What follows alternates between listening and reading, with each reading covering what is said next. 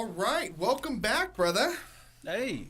Welcome back. So, we are going to be talking about analyzers now. Explain to me. Analyzers. Analyzers. Yeah, not the other kind. Not the other thing, yes. Not the anal retentivalizers. Well, the sad part about it is that those people end up being the micromanagers and so forth, right? Yeah. Exactly. All right, so talk to me about an analyzer. Explain to me what this is and how this affects the business. Okay, as an owner, analyzers, if that's your personality type, you just don't trust tenants, period. You just kind of don't. So you're always looking at, well, okay, this guy shows up and his application looks really, really good, but that apartment number that he put on the application doesn't match the one that when I called the guy that he said he was living in. What's wrong with that? And then I get stuck up in what I call analysis paralysis. Why did he give me the wrong apartment number? Well, the question I have is why did he give the wrong apartment number? Does he not know where he lives? Wasn't paying that much attention to it. Forgot. How long ago was it? Well, if it's his current address, then we have an issue. Yes. Yeah. But if it was the address from 15 years ago, that's if you're in a town where people tend to move a lot, like Sacramento has what, 3 colleges in this town or 4? Exactly. It's considered in the business a transient town. People are going to move every year. If you got 1,000 apartments, 1,000 apartments are going to turn over every year. So maybe they're thinking, oh, yeah, last year I lived in number 12, and this year I'm in number 9, 5 blocks down because they had the better move-in special when I came back. So they screwed that up. Yeah, well, I mean, give an example. We're in 12 right now, and 12th floor, and now we're moving on to the 9th floor, which we actually... studio. Yeah, exactly. And new studio. Yeah, everything's better. But no, so when you see this in the future, it'd be all pretty and nice. Exactly. No, so an analyzer, is that a negative thing in the business?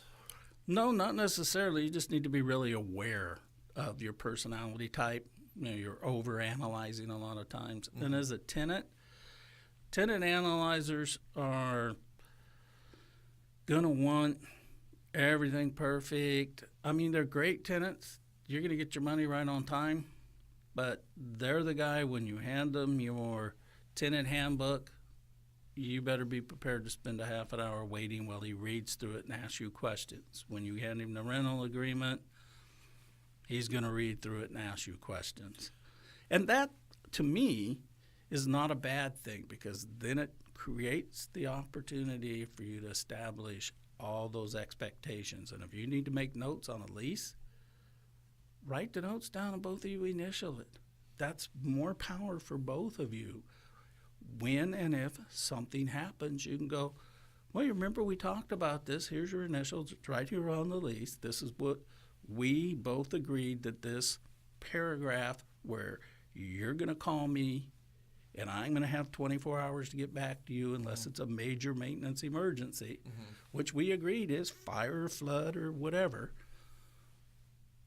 So you can put them in their place. The only thing that's going through my mind right now is how much you look like Princess Leia in those headphones. You're a sick man. And they're your headphones. Next week I'm bringing my own. I'll teach you. I think the last guy had a big head because these things are like way huge. I probably wore them with all my ego. There you go. Call them cupcakes. Yeah, oh my gosh, seriously. So, cool place. So let's go over those traits again. What was the first one? The first one was a relator. Explain to me real quick what that was. Have a relationship with everybody. They relate to everybody. Kind of want to be everybody's friend. Everything's cool. Want to be your buddy. Okay. And you're running a business. Your tenant is not your buddy. And let me throw another thing in there for you guys. It's like a bonus spin. Never, ever, ever. Did I say never, ever? Ever. Ever. Hire a tenant or allow a tenant to work on the property they live in.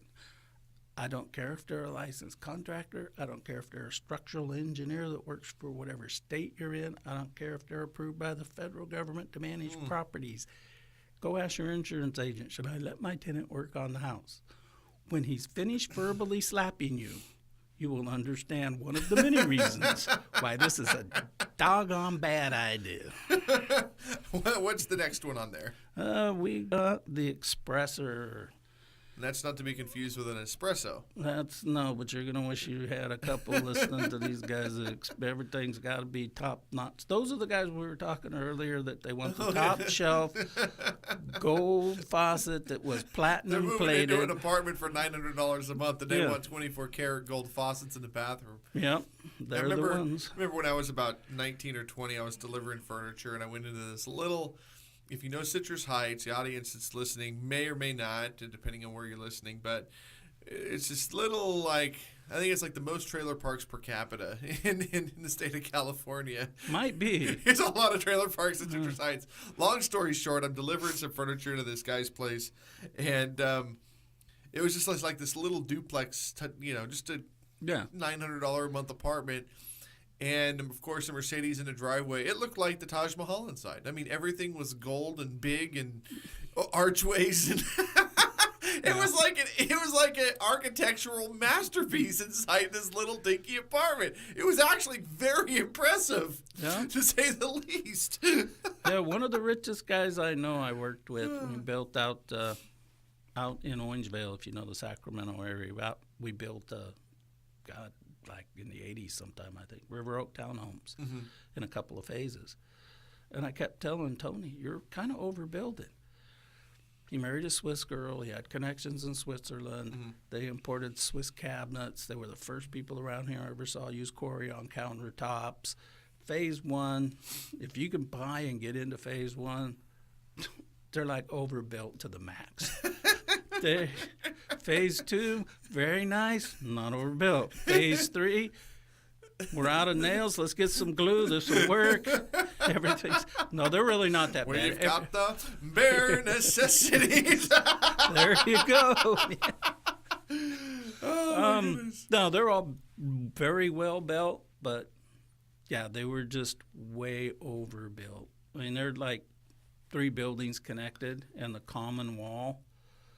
When we finished framing it and sheetrocking it, the guys in the middle unit were running skill saws and chop saws. The guys in the first unit were installing the Corian bathrooms. You could not hear when you walked out of one unit into the next one.